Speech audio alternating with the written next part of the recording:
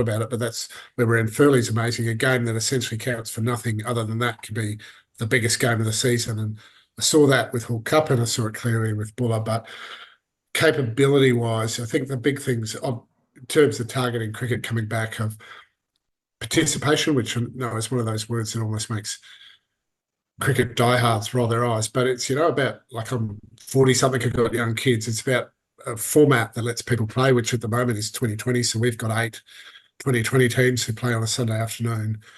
But then you sort of throughput to rep, you tend to get your cricketers who play a lot. So we're probably both very young and very old. A lot of people in the middle move away for uni and jobs and stuff. So we struggle a bit with that middle group. But it just also does mean then any genuine thought of sort of good 2-day cricket is still a long way away.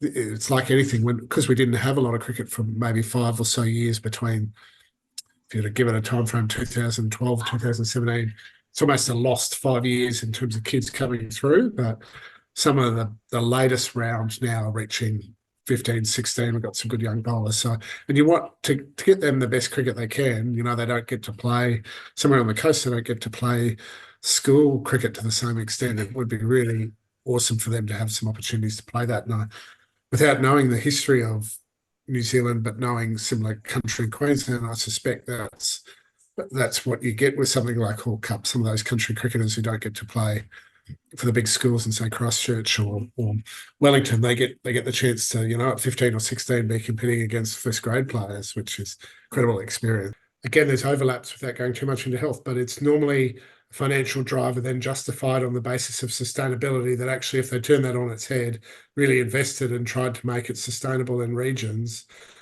you completely turn that about face. And, ultimately sport, particularly ones that rely so much on that top dollar, in New Zealand, that's rugby and cricket through the gates, they are trying to grow elite players. And you're right that most sports recognise now that overcoaching, or, you can't just assume. It takes a little bit of something different. And I think I've always believed that, like, a unique thing about country living is you grow up climbing trees and running around. So you create athletes naturally.